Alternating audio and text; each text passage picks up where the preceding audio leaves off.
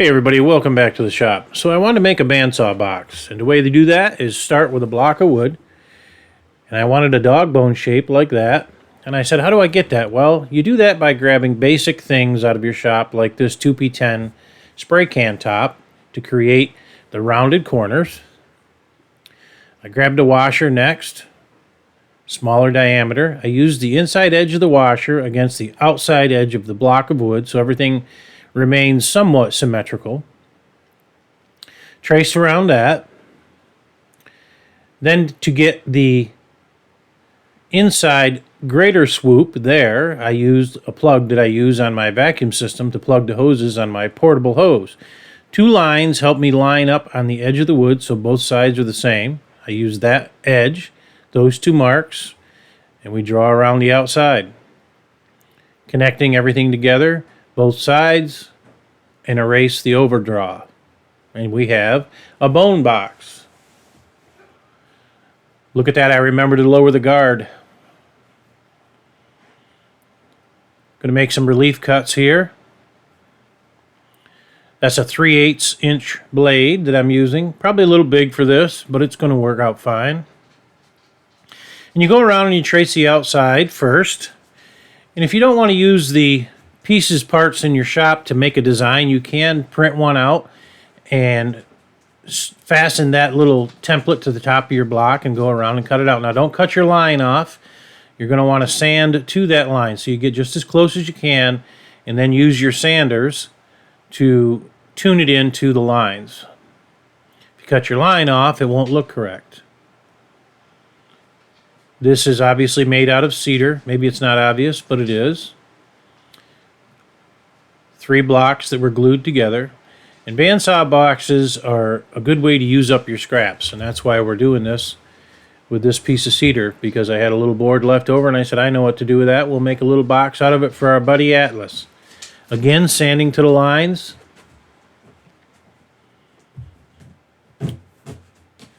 Remember your PPE, people. That dust is not good for your lungs, especially cedar dust. Well, any dust in particular, I would say. Protect yourself when you're in the shop. Changed the diameter of the sanding spindle so it would reach.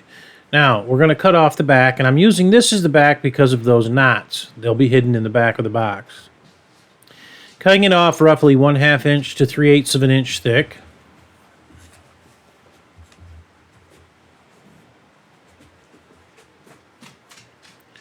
And that is our back. Now, to create the center oval for the drawer itself, again, we're going to things that are in the shop. I used my trim router plate.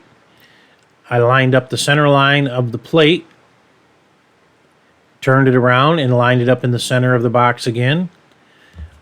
Traced the outside of that. Then we grab a ruler and we connect the 2 flats. Easy peasy, lemon squeezy.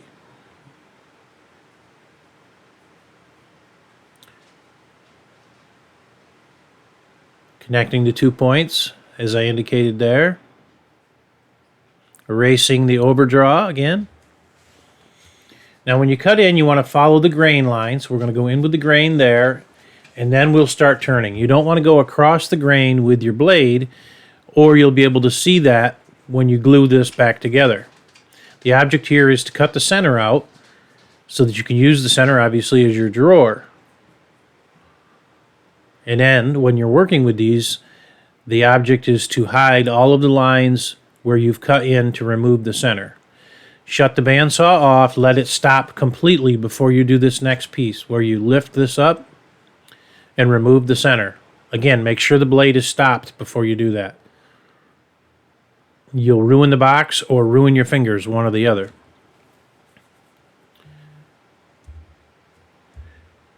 Now I'm using the back as a depth stop or a depth gauge for the front of the box drawer. We're going to cut the face off first, the face of the drawer.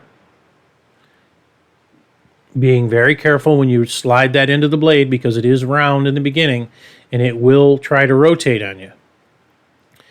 Turn the box 180 degrees and cut off the front or the back. just like that. Now we drew a 1/2 inch oval on the box, or the drawer, I'm sorry. We followed that around and we cut out the U shape, getting as close to the line as we can. So we got all the necessary components now. This is the back. Obviously, this is the box. We're ready for glue up. So before we do the glue up, I like to double check and make sure everything's copacetic the way it should be before I stick any glue on. So obviously we're going to get glue down in here. We're going to squeeze that together and make that seam disappear as best we can. This is your back to the box. That'll go back on and get glued on like so. And as you can see, as I went along, I'm writing up. I wrote back and up there, and I wrote back and up there, so I know this goes on in this direction, continuing to keep the grain matched up as much as I possibly can. So there's the back and the box. I did the same thing here. You saw me create the triangle, the construction worker's triangle here. There's the point. There's the point. So I know that this is the front of the drawer. As you can see, that lines up. This is the back. We look for the base of the triangle right there. That'll get glued into there and there. Kind of hard to do this with it all loose and hokey pokey jogging around here, but we line up the triangle once we glue this back together, or while we're gluing it back together. And there is our drawer, which once glued will fit back together like a puzzle. Let's slop some yellow goop on it. Oh, one more thing before we do that. We want to get a tiny round over and put it in the router, the trim router, and go around this edge and around the edge of our drawer, the outside edge of our drawer, when we put this back together. So all edges will get a slight round over. Here's another little trick too. If you take a wedge and very carefully push that wedge down into that, you can open it up enough to get some glue down in there, and then get yourself some of these here skewers that you can buy at just about anywhere, and they work great for smoothing and moving glue around inside these tight spaces to ensure that you have full coverage.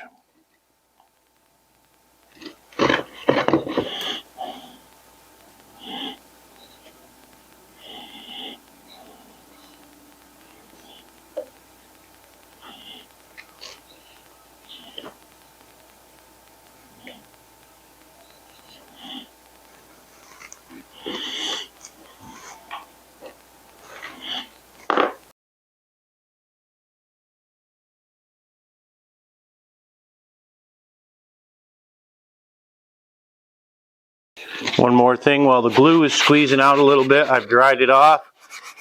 I take some 100 grit sandpaper and I rub it over top of where that seam was, so it will, the glue and the dust create a filler. Everybody knows that trick. If you don't, you do now.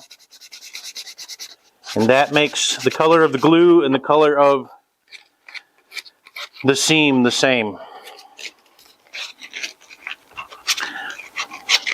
I don't do it on everything, I do it on just these boxes.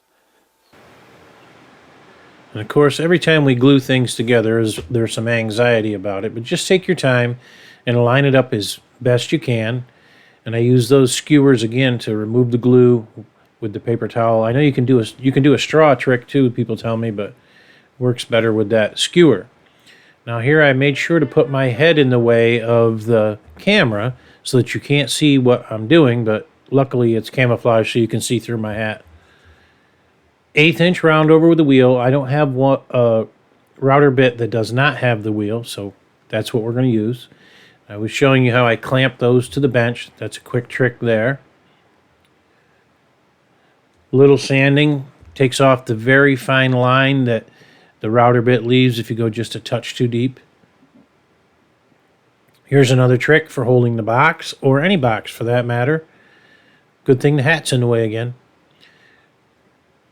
Take a bar clamp, clamp it to your project, then clamp that clamp bar clamp to the bench. Clamp a bar clamp to your box, then clamp the bar clamp to the bench, then use your router. Remember to change directions when you're going around an inside circle, like I did there. Little sanding to smooth it off again, and the box fits. Now here I am making the drawer pull. I sliced that with the bandsaw, and here I want a little arch on there. And I said, well, maybe I can do that with the old portable bandsaw. And sure enough, with a little patience and going very slowly, I was able to create that arc, and it did come out nice.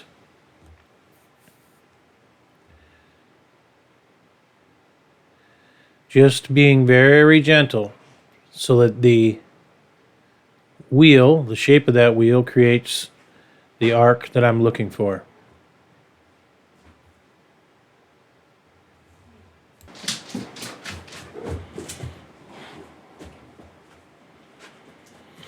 And when you're doing things like this, leave yourself extra stock on your, extra stock on your stock so you have something to clamp to. If I had made that little bitty and tried to do that, it wouldn't have worked very well. Little dab will do you of 2P10 CA glue.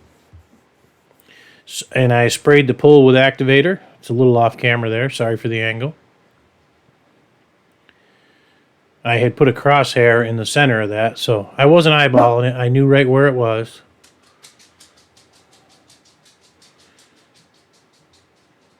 "10 seconds, and we have a handle. Just like that.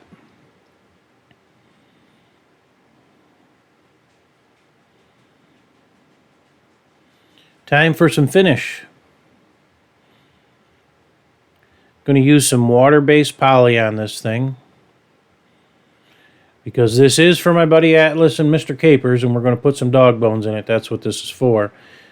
I was going to use some flocking inside that drawer, but I changed my mind on that because I figured the dust coming off the dog bones would just make too much of a mess for trying to clean it up. So we'll leave the flocking out of this one and maybe put the flocking in the next box.